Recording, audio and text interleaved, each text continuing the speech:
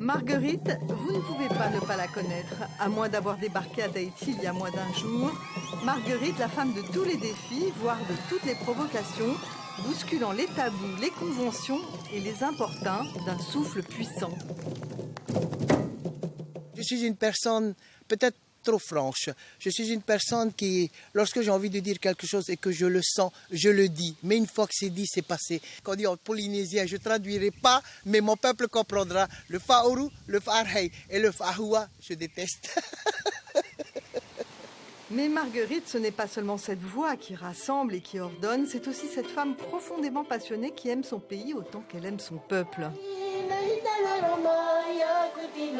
Une artiste qui façonne et transcende chaque jour la culture polynésienne et qui sait apprécier en toute humilité les hommages qu'on lui rend, comme cette nomination dans l'Ordre national du mérite.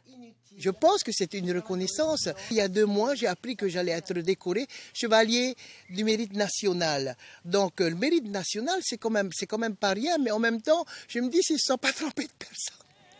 En 2016, elle a célébré dignement les 30 ans de sa troupe et une vallée entière ne pouvait accueillir tous ses amis.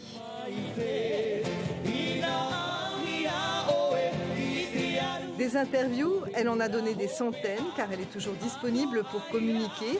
Aujourd'hui, nous l'avons laissée choisir et s'exprimer en liberté. Qu'est-ce qui me donne cette vitalité et cette joie de vivre?